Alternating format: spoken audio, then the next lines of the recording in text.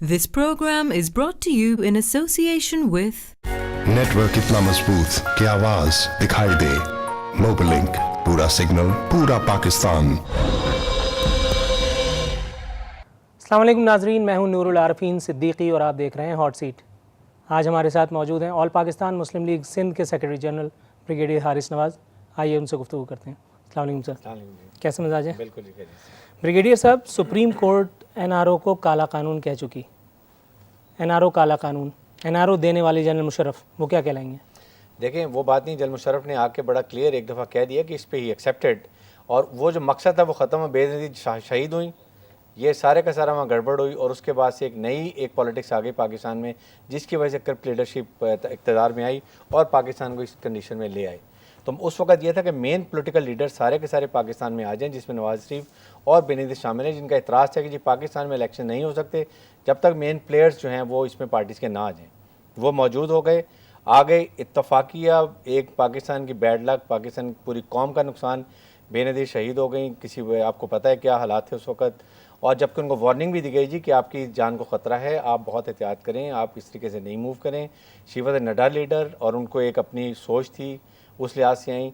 और आने के बाद हुआ ये कि बदकिस्मती से पाकिस्तान की वो शहीद हो गई, और उसके बाद ऐसे लीडरशिप है जो मेरे ख्याल में पाकिस्तान में सर बेनज़ीर की शहादत से क़तई नज़र, मेरा सवाल फिर वही है, एनआरओ अगर काला कानून है तो एनआरओ देने वाले जनरल मुशर्रफ को आप किस नाम से याद रखेंगे? मैं तो उनको ये कहूँगा कि उन्होंने ये गलती की, एक्सेप्टेड, उन्होंने आके खुद कह दिया कि जी मैंने ये गलत किया। लीडरों की गलतियाँ इतनी आसानी से माफ़ हो जाती हैं? माफ़ नहीं होती है, लेकिन साथ जब एक बात, लीडरों की गलतियों का खमियाजा कौमों को भुगतना पड़ता है, सदियों तक ये सिलसिला जारी रहता है। लेकिन कौमों को खुद भी अकल होनी चाहिए, कौम के लीडर्स को पता होना चाहिए कौमों को क्या किरदार है सर इसमें, कौमों का क्या किरदार है? 12 अक्टूबर को अगर 12 अक्टूबर को कौम ने इक़्तिदार पर कब्जा नहीं किया था, 12 अक्टूबर को इक़्तिदार पर कब्जा करने वाले जनरल मुशर्रफ थे। लेकिन कौन से कानून में लिखा हुआ है चीफ आर्मी स्टाफ को एयर के अंदर आप एक हाईजैक करके और उनको कहीं और ले जाए? चीफ ऑफ आर्मी स्टाफ को सैक करना अगर वज़ीर आज़म का आईनी इख्तियार है तो इस इख्तियार को तस्लीम कर लेने में क्या बिल्कुल इख्तियार है, लेकिन अगर चीफ ऑफ स्टाफ पाकिस्तान में मौजूद हैं, बैठे हुए हैं, आइन में कहीं इस तरह की कोई तशरीह मौजूद है कि अगर आर्मी चीफ पाकिस्तान में हो या ना हो, इस तरह की कोई बात है? लेकिन क्या ये लिखा हुआ है कि आर्मी चीफ को आप कहें जी कि इंडिया ले जाएंगे या कहीं ले जाएंगे इनको, यहाँ से पाकिस्तान की सीन से ऑफ? ये तो ड्रामा भी हो सकता है, इस बात की क्या गारंटी नहीं हो सकती। ये तो हो सकती है, ऑन रिकॉर्ड बातें सारी आई गई, और he was in the air, he was not doing anything. वो तो यहाँ के लोग थे, उन्होंने आर्मी थी, एक चीफ को डिफेंड किया, और जिस तरीके से किया गया मेरे ख्याल में आर्मी को इतना उस वक्त वीक किया गया, और जो हालात थे आपके सामने थे। आर्मी को वीक करने वाला कौन था? आर्मी चीफ नहीं था? आर्मी को चीफ नहीं, बिल्कुल नहीं थे आर्मी के चीफ करने वाले। इस वजह prime minister of Pakistan he very clearly said कि जी मुझे पता ही नहीं है, सारे डिसीजन कॉन्फ्रेंस सब कुछ कारगिल के बारे में उनके सामने बात की गई, और बड़े कन्वीनियंट उन्होंने कहा जी मुझे पता ही नहीं था। आप किस बात के प्राइम मिनिस्टर हैं अगर आपके ऑपरेशन हो रहा है कंट्री में और आपको पता ही नहीं है? समबडी आज should ask him this question also. Pakistan की तारीख में पहली बार एक आईनी मुंतखब वज़ीर आज़म सुप्रीम कोर्ट में पेश होने जा रहा है, हालात व वाक़यात कुछ इस तरह की इंडिकेशंस कर रहे हैं। क्या ख्याल है आपका कि जनरल मुशर्रफ को अगर इसी तरह से अदालत में पेश किया जाए जहाँ अगर उनके मुबैना जराइम की सज़ा सुनाई जाए, क्या रद्द-ए-अमल होगा? आई थिंक बड़े क्लियरली अगर आपने देखा हो तो प्रेसिडेंट मुशर्रफ ने बड़ी क्लियर बात की है, I am coming to Pakistan, I am going to face all challenges. मैं हर लीगल तरीके से जो भी लीगल करवाई है मैं उसको बिलीव करता हूँ, मुझे ट्रस्ट है पाकिस्तान की अदालतों के ऊपर, and I am ready to face anything. Musharraf साहब की वापसी पर बुख्ती कबीला भी उनकी नज़र उतारने के लिए तैयार बैठा है? याद ये बातें सुनी जाती हैं, बुख्ती कबीला भी तैयार है। ये भी पता नहीं कि president of Pakistan president house में बैठ के कोई ऐसा एक्शन करता है। इसमें कोर कमांडर्स होते हैं, कैबिनेट डिसीजन होती है, chief minister of the ब्लोचिस्ट province होता है, वो रिक्वेजिशन करता है फौज को, और फौज का कोर कमांडर जीओसी वो ऑब्जेक्ट करते हैं। सबको लाइन कटहरे में सबको पूछें क्या हालात हुए, आपके एक लेफ्टिनेंट कर्नल फौज के एसएसजी के कमांडो 2 मेजर साथ शहीद होते हैं, अगर कुछ एक गार गिर जाती है तो उसमें प्रेसिडेंट का इससे क्या ताल्लुक है? ये बातें बुख्ती कबाइल को डिफरेंट तरीके से बताई गई हैं उनके दुश्मनों को हालात ख़राब करने के लिए, वरना जितना बलूचिस्तान में जनरल परवेज़ मुशर्रफ ने काम किया है इस 8 साल के अरसे में, 150 अरब रुपए के वहाँ काम किए गए हैं, ये वो बात कोई नहीं करता। सिर्फ एक बात को पकड़ लिए, क्योंकि उनको डिफार्म करने की कोशिश की जा रही है, इससे लोग फ़ायदा उठाना चाहते हैं। इस वक्त पूरा मुल्क एक गैर यकीनी कैफियत से दो चार है, और उसकी वजह बताई जाती है एनआरओ, और सबसे मज़े की सूरत हाल ये है कि एनआरओ का खालिक खुद बैरून मुल्क अपनी ज़िंदगी इंजॉय कर रहा है। जिंदगी एंजॉय नहीं कि कहाँ एंजॉय करें, he is now coming, he is already कर रहे हैं। मुशक्कत क्या कर रहे हैं, उनको देखें, मजदूरी कर रहे हैं 8-9 महीने के तक वो पाकिस्तान में रहे, اگر ایسی بات تھی 8 مہینے تک بھی مزدوری کی کوئی خبر نہیں آئی لیکن وہ یہاں سے گئے, اس کو ان وقت روکنا چاہیے تھا, اس وقت پوچھنا چاہیے تھا. آپ اس وقت تو کیونکہ گارنٹرز کو لے کر کے آئے تھے نا, اس لیے گئے, ورنہ آپ کو یہاں سے جانے کون دیتا؟ دیکھیں جانے نہیں دینا چاہیے تھا, اور اس وقت وہ آپ اس فیور میں ہیں ان کو جانے نہیں دینا چاہیے. دیکھیں جانے نہیں دینا چاہیے, وہ خود گئے ہیں, کسی نے روکا نہیں, اپنی مرضی سے گئے, اپنے کام تھے ان کے, بڑے سے کام کرتے ہیں.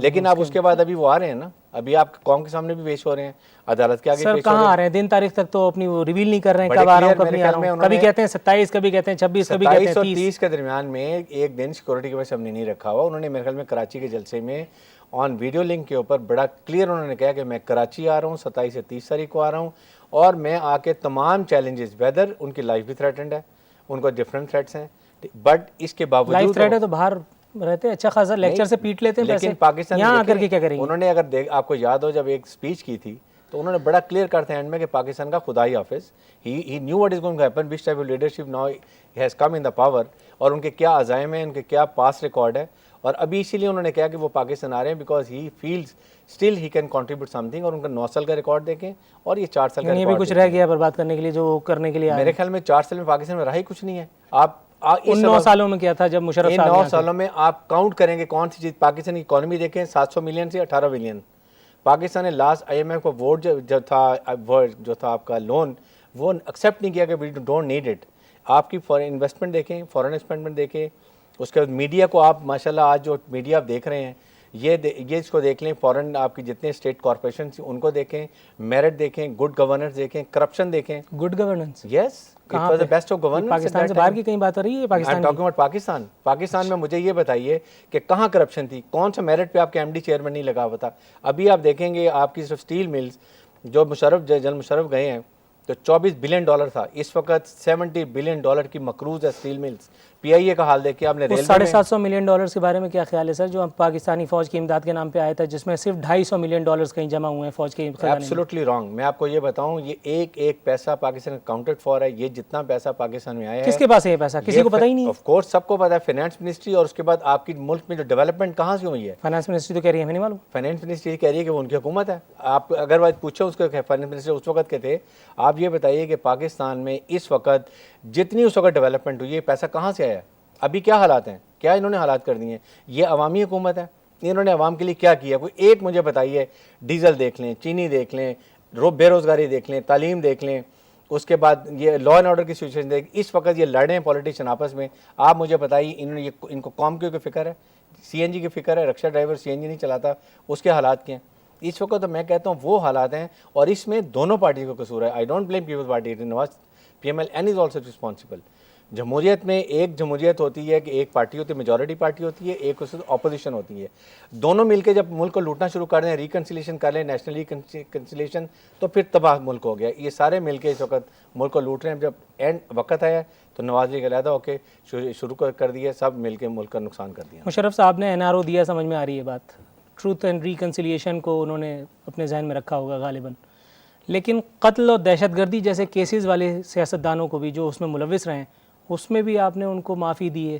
تو یہ تو آپ نے سراسر ریاست کے دستور کے ساتھ غداری کی ہے. ایک فوجی عامر جو ریاست کے دستور کو نہ صرف توڑتا ہے بلکہ NRO دے کر کے دستور سے غداری بھی کرتا ہے, آپ کے خیال میں اس کی سزائے موت نہیں ہونی چاہیے؟ لیکن سزائے موت دینا, بڑے لوگوں کو سزائے موت ملنی چاہیے. سب سے بڑے جو ملک کے قومی خزانے کا لوٹ, مشرف صاحب کو ملنی چاہیے کہ نہیں؟ بالکل ایبسولوٹلی نہیں ملنی چاہیے. کیوں ملنی چاہیے؟ کیوں ملنی چاہیے؟ آپ نے کے ساتھ, آپ مجھے دستور توڑا, دستور کے ساتھ غداری کی, تو مشرف صاحب کی سزا موت ہے نہیں؟ تو حکومت کو ایکشن لینا چاہیے نا. اگر دستور توڑ لے ایکشن, انہوں نے کون سے دستور؟ سر آپ انٹرنیشنل گارنٹر لے آئے, حکومت کیا نوٹس لے؟ گارنٹر آپ انٹرنیشنل گارنٹر لے, آپ کی PR بھی تو بہت اچھی ہے نا. کیوں گورنمنٹ خود یہ ڈیل سے بیٹھے میں آ کے ان کا اپنا حال کیا؟ ڈیل کس کے ساتھ کی تھی سر؟ آپ ہی کے ساتھ تو کی تھی. بے نظیر کے ساتھ. آپ ہی تو ان کو چور کہتے تھے سر, آپ ہی ان کو چور کہتے تھے. آپ ہی کہتے تھے کہ میں تیسری دفعہ نواز شریف کو اور بے نظیر بھٹو کو وزیر اعظم نہیں بننے دوں گا, اور آپ ہی نے NRO کے ذریعے ان لوگوں کو لا کر کے یہاں سر پہ منڈ دیا. مقصد اس وقت یہ تھا کہ تمام مین پولیٹیکل لیڈرز کو ایک چانس دیا جائے. جو زیادہ پرابلم باہر سے یہی, یہ چانس تو پہلے بھی بنتا تھا, پھر یہ بیان کی ضرورت کیا تھی؟ بیان اس لیے پہلے یہی سوچا گیا تھا, لیکن جب دیکھا کہ پاکستان میں پالیٹکس کا یہ لیڈرز کا فقدان ہے, ان کو آنے دیا جائے, اور پھر ایک کو نہ آنے, دونوں کو آنے دیا جائے.